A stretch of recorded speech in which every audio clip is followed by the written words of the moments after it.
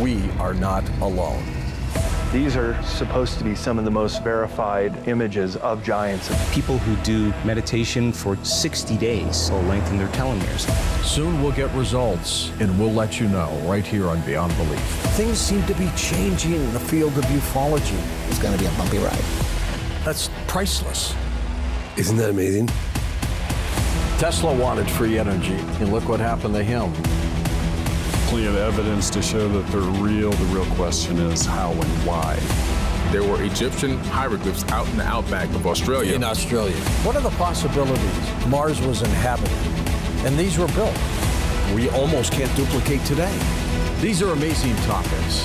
What if there was something like at Area 51 deep underwater? They were killed by some animal. Believe me, we're just getting started. I'm George Noory, and we here at Gaia are committed to revealing the truth.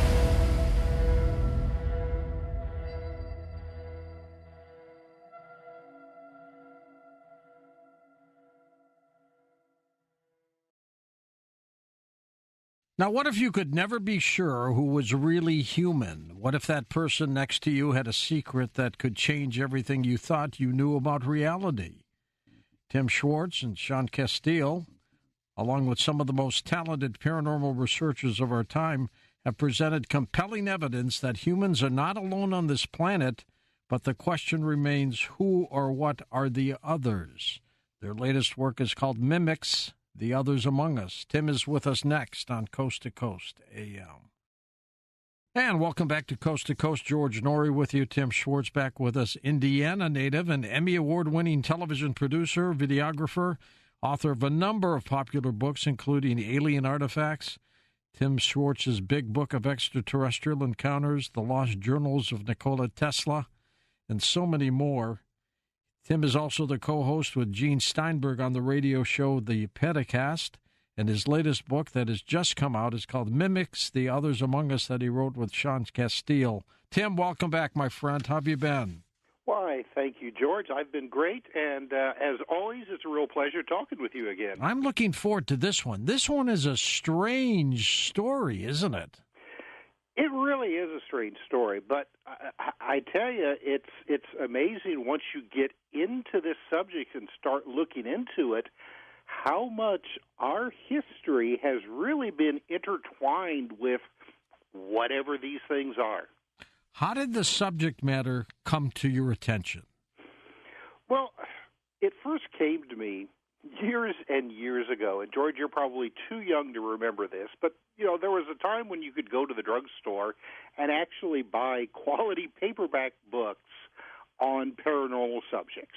And they're usually about 50, 75 cents each, just perfectly affordable for a kid interested in this kind of stuff. Yeah. Well, I ran into this book called Our Haunted Planet by John Keel. And in this book, he had just a little section, and it really was more of a stepping-off point, talking about other subjects. But he subtitled this section called Mimics of Man. And in it, he said that one basic fact should be obvious from the foregoing. These entities and things are not necessarily from other planet. They're closely tied to the human race. And he said that living among us undetected may be creatures, not necessarily aliens, with all the outward appearances of human beings, and he called them mimics of man, and the mimic would, of necessity, be a lone wolf, likely living in large, bustling cities where the eccentric and the odd may flourish unhindered. And that just fascinated me. The idea that there could be things not human, looking like human, but managing to live among us for whatever reasons. What are they lacking, Tim, to not be human? Well, that really all depends on just exactly what we're dealing with, and that's what the subject of this book is. Because the mimics have gone by all kinds of different names throughout history. and they've been with us probably almost from the very, very beginning. I mean, we've called them things like gods, angels, demons, fairies, extraterrestrial. More modern idea for them. So it just it really just all depends on what these things are, and that's what we hope to try to uncover with this book. Are they intentionally disguising themselves? Yeah, definitely. If we are dealing with, say, like, just let's just firmly put this in the material world, with maybe a creature that is either prey or predator to people, because humans at this point, we've gotten to the point where there's no other predators to us on the planet. Well, what if there is? What if there was a species that actually evolved right alongside us to prey on us? And we don't mean religious prayer either, do we? Exactly. I mean, in the natural world, you've got, say, like insects who actually will look just like their prey, so they can sit around and wait for an unsuspecting victim to come by. Now, I'm not saying, that these things are, necessarily something that preys on us. They may look like us to protect themselves. Interesting. Now, you mentioned John Keel was one who wrote about them. Any others in history that have kind of discussed this? Well, it's like I said, you go and you look at, say, like a fairy lore. I think is really a good example of these things that have interacted with society. Now, when I say fairies, people just automatically go to, like the Tinkerbell type of creatures, something, little and short and glowing with wings flying around. But through most of history, when it comes to people dealing with these types of things, and like I said, they've called them fays and leprechauns and the good people. The good people is really an excellent name to call them, because they have kind of lived on the outskirts of our society and interact with us when they want to, not when we want to. And they've interacted with us in all kinds of different ways, from actually either buying or stealing food from us to actually having romantic relationships with people. Jeez. Yeah, well, I mean, and that's a telling point, too, because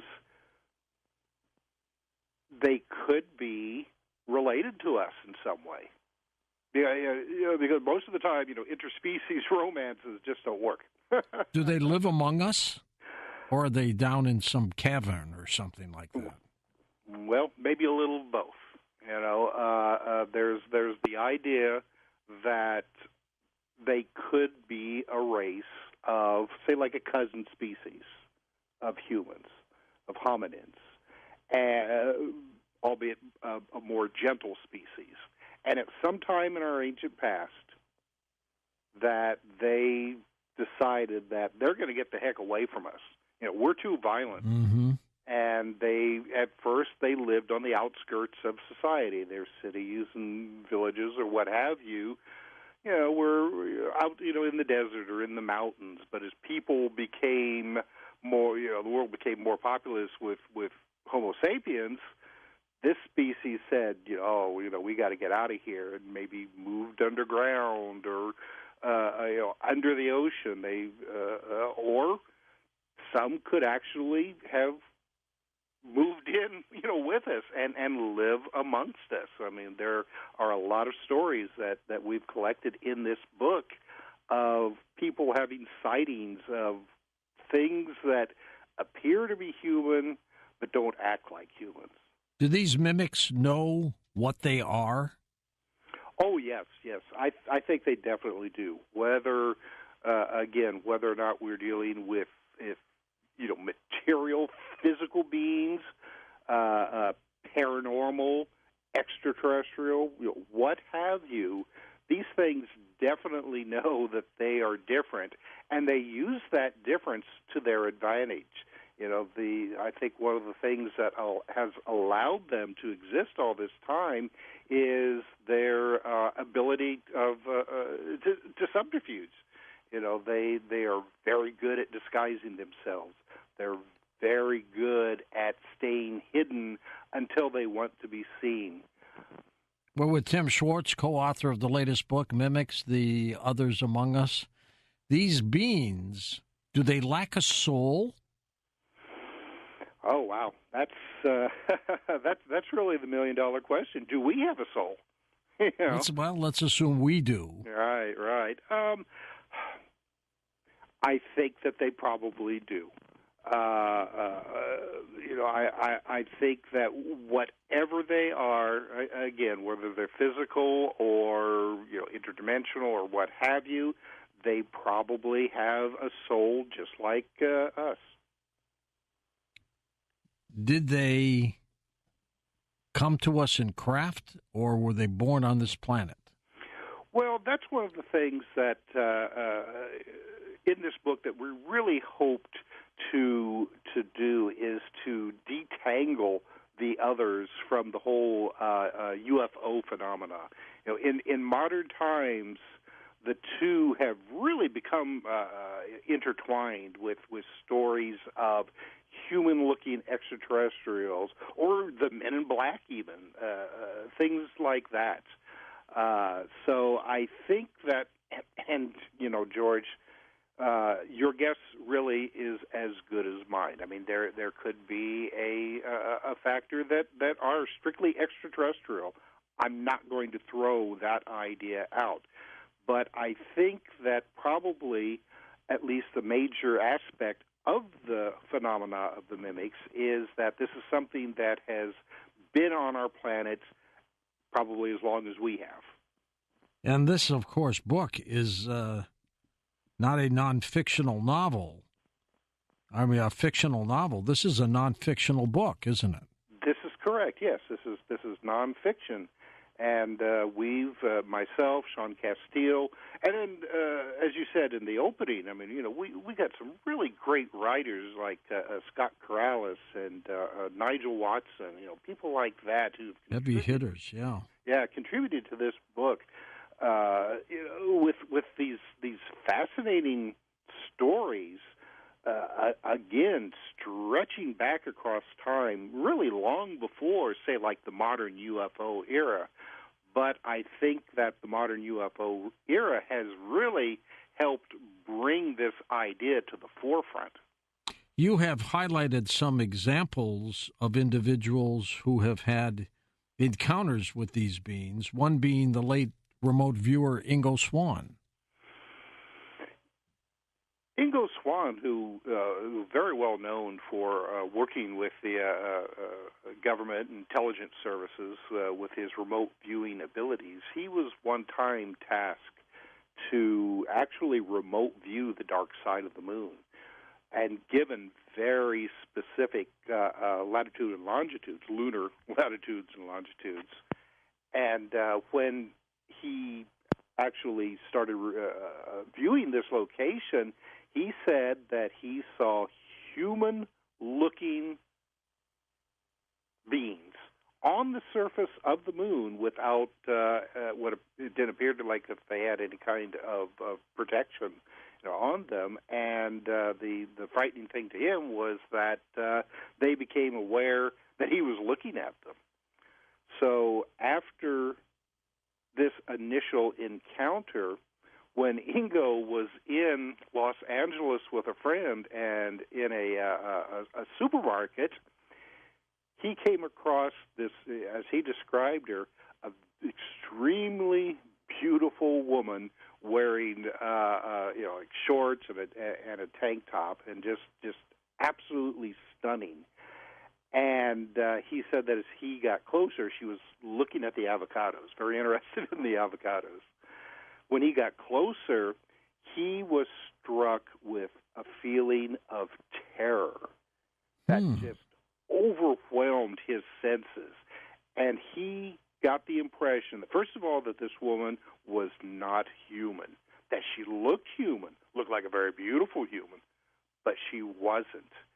And that if she became aware that he knew that what she was, his life would probably be in danger.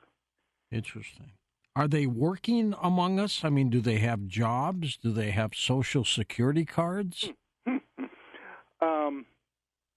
That was one of the things that the early contactee movement, starting in the 1950s, with people like George Adamski and Howard Menger, talked quite a bit about, that these beings, the Space Brothers, as they called them, looked so human that they actually managed to infiltrate our society, living amongst us, working with us for whatever reasons. Now, of course, the contactees, the Space Brothers were telling them that, they were there to help mankind, that we were going to destroy ourselves with atomic weapons, and that they actually were using their influence because they looked so much like us within business and politics to help steer us away towards a more peaceful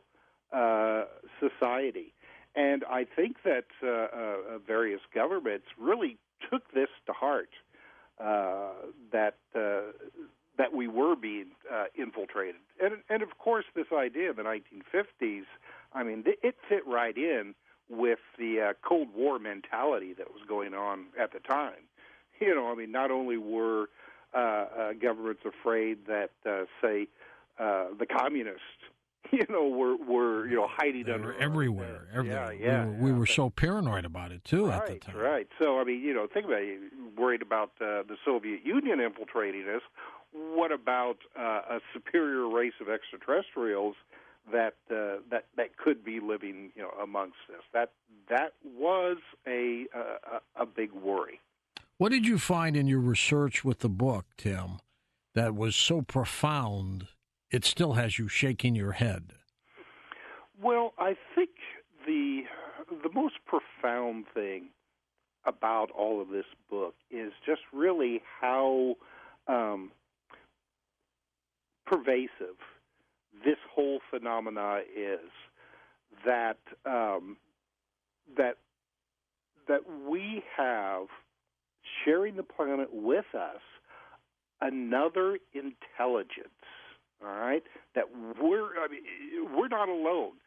Not only are we not alone, probably in the universe, but that we share this planet with another, possibly superior intelligence that's been with us this entire time, that has been possibly manipulating society through a religion, culture, other types of things. And that our history is probably just as much part of their history as well. What does Sean feel about this? Well, Sean, Sean and the other authors, when I first presented this idea to them, looking for contributions, everybody was like, "This is such a fantastic idea," that everybody was just so excited to go through their own notes and pull out all of these separate encounters that for the longest time really have just been out there, just one case here and one case there. And I think we're one of the first to actually bring them all together into kind of a almost like a unified field theory of other beings, in this reality. They walk among us. They live among us.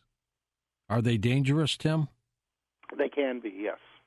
What about the theory that some of these so-called mimics could be time travelers? Oh, I love that idea. And I've talked about that on this show before, involving the UFO phenomena that we're being visited by. I don't know, people from the future, So one of the things about the mimics is that they have this ability to predict the future. Or maybe they come from the future and they're not predicting it. They're just telling people what's actually going to happen.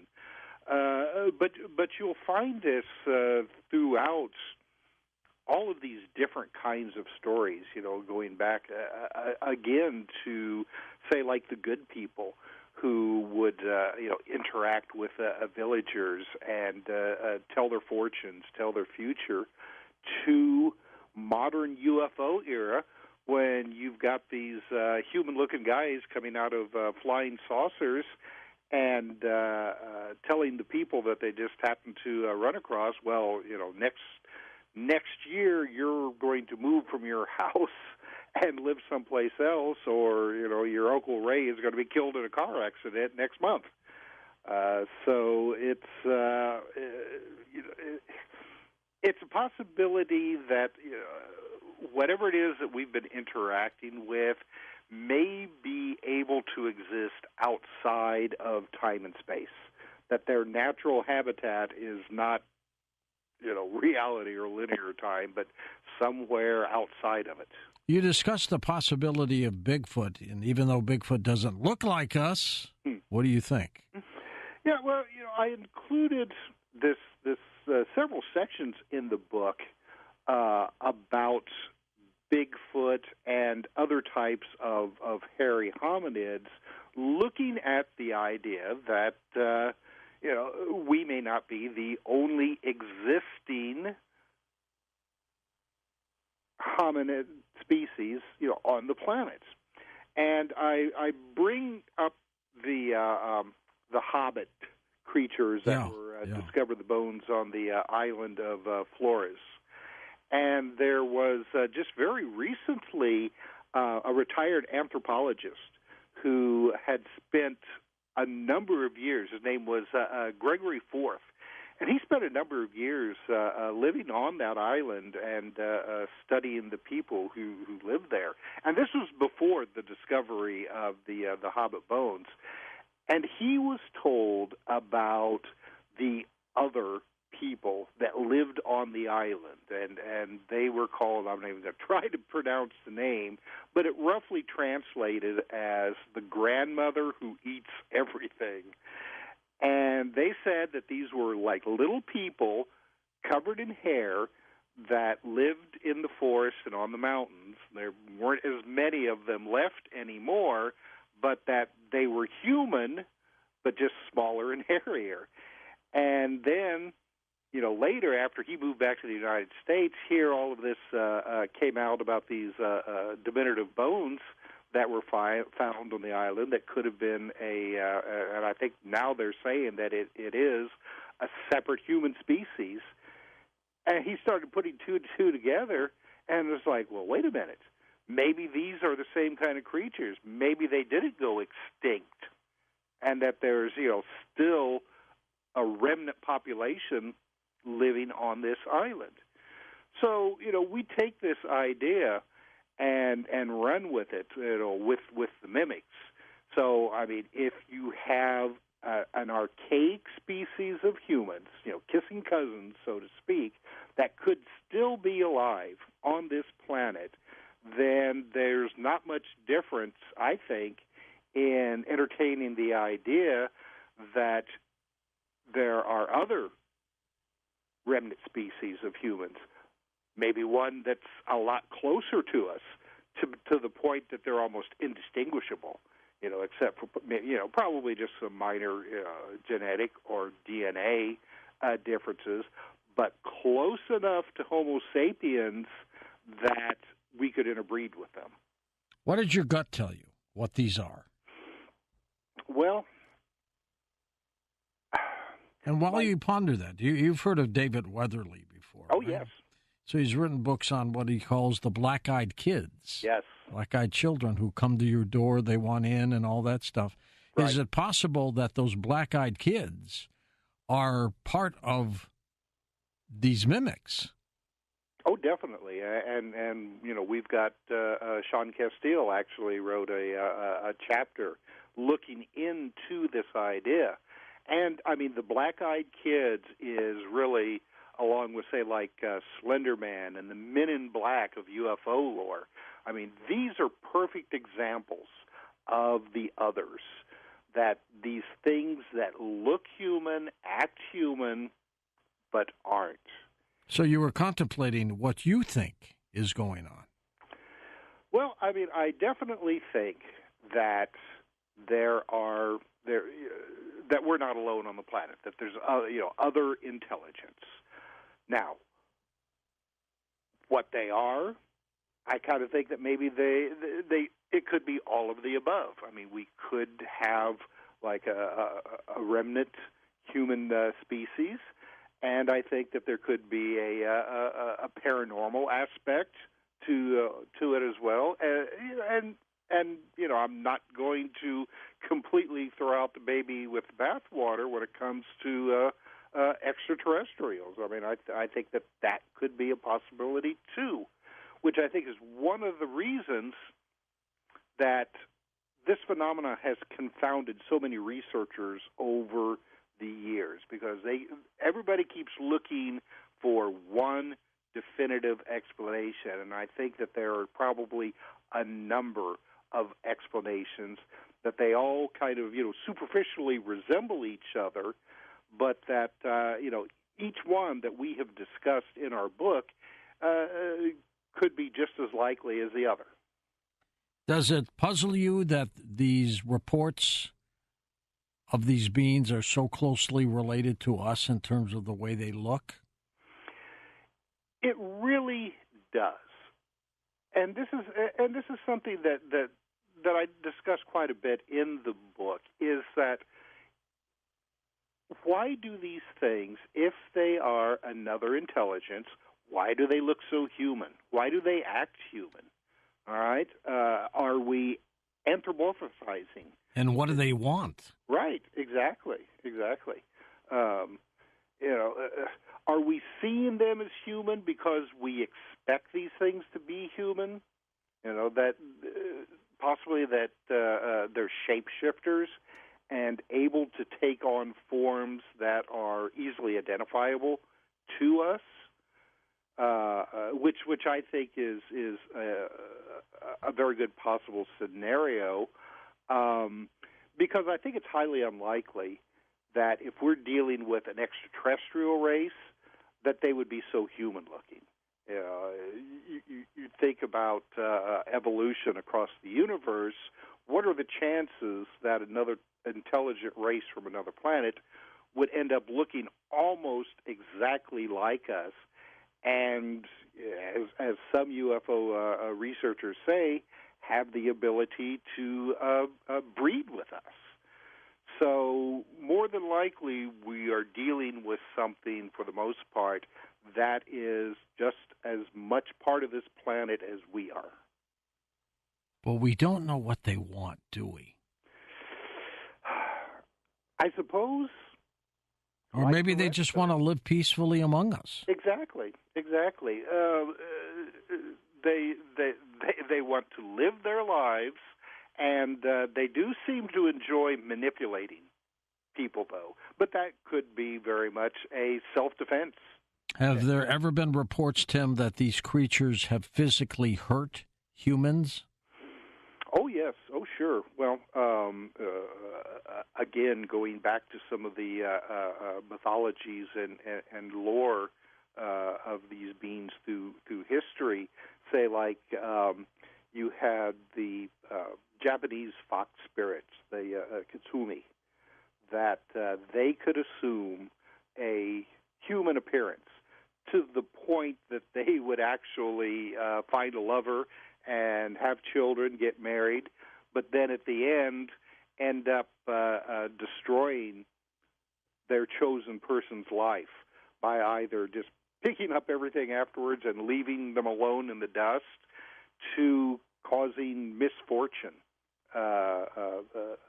throughout their life.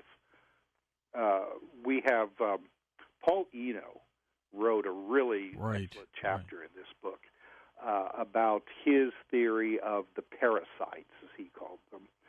And he speculates, what these things are, whether or not they could possibly be other beings from the multiverse. Parasites is not a good word, that's for sure. No, and that is one of the aspects of the other phenomena is that they tend to be attracted to people who are having problems.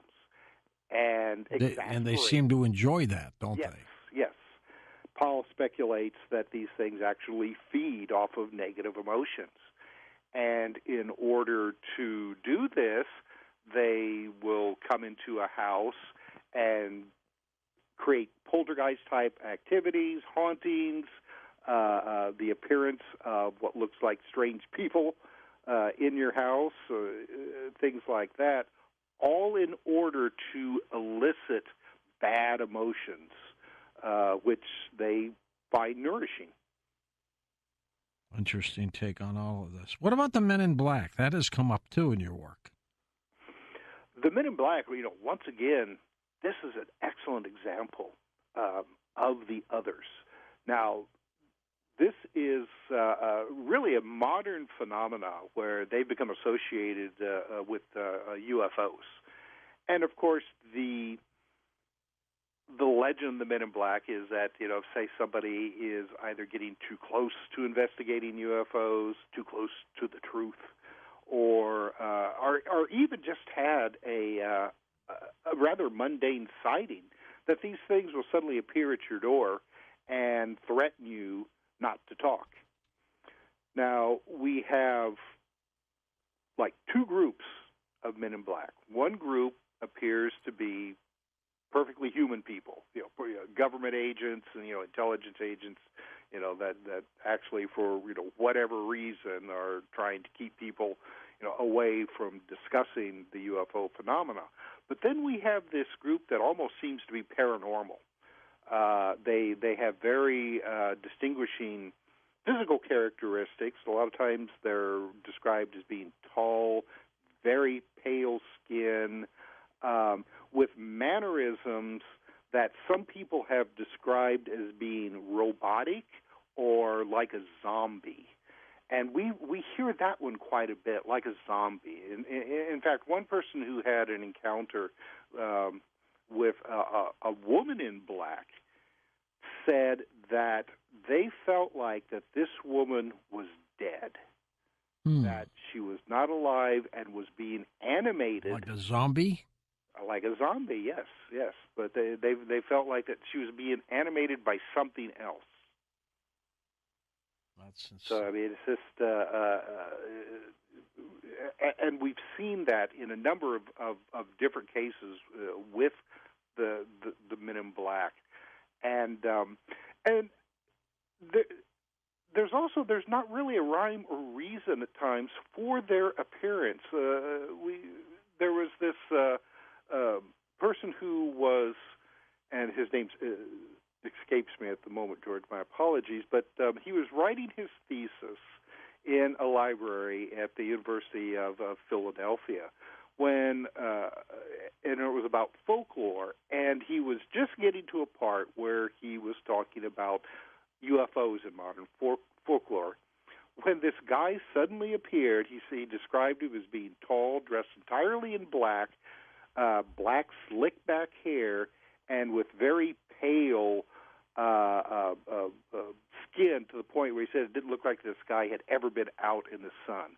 And this person came and he said that he sat down in the chair next to him and asked what he was working on. And he just, and he told this guy what it was, and he says, "Well, what do you think about flying saucers?" And he goes, "Well, it's a small part of my thesis, but I haven't really thought that much about it." And this guy, he said, got up from his chair, and he said he got up looking, it looked like that he was a marionette on strings.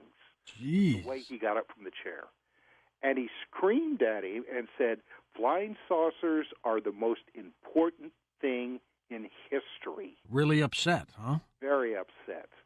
And then the odd thing about it was, is after this guy left, the person who was writing the thesis realized that he was all alone in this library, and there's nobody else around. He went to the front desk. There's nobody there. He said he got freaked out. He was overcome with terror, so he sat back down in his chair to try to collect himself, and he said in about 15 minutes, all of a sudden, the library was alive with people again. It was almost, he said, like he had been taken to another place that was empty of everybody else except for him and this strange other.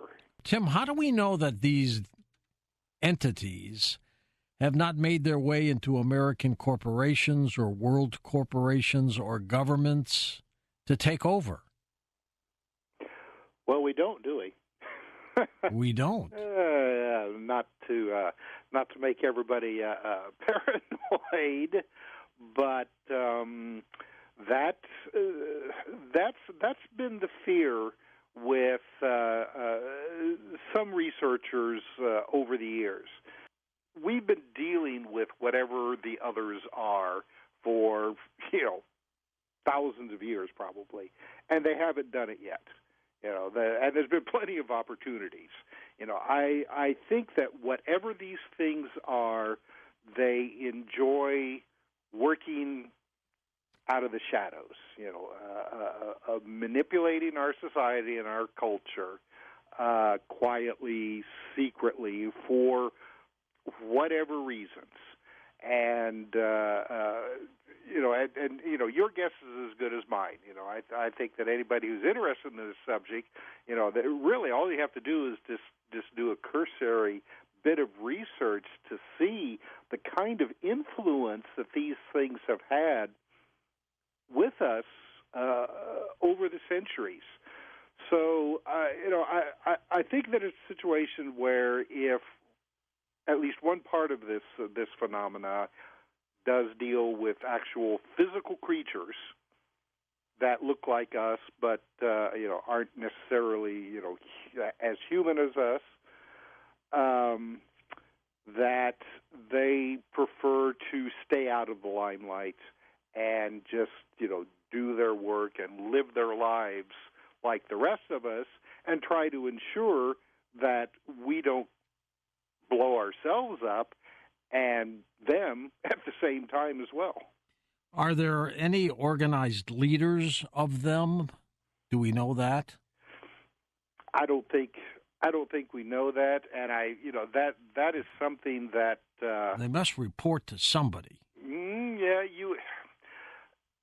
That's one of the things that John Keel wrote about, is that his observations were that these things kind of operated just almost like on a whim, that they were intelligent only as long as they were present in our reality, and they had almost like a trickster aspect to them, that they would appear, they would do whatever it is that they were supposed to do, usually mess with people. That's one of the things that the others are very good at doing, is messing with us, maybe causing all kinds of strife in society for whatever reasons, and then going back to wherever it was that they came from. So, Keel felt that they were intelligent to a point, but then that they lacked an ego. Like we have an ego, but that ultimately they were an intelligence that was not human, and they didn't think like us, but they would act like us. Super. Thanks, Tim. Appreciate it. Keep in touch and come on back, okay? George, it's always a pleasure. Tim Schwartz, fantastic guest. It's really bizarre to think that these entities could be walking among us. You never know. The Coast mobile app is now available for download on iPhones and Android devices.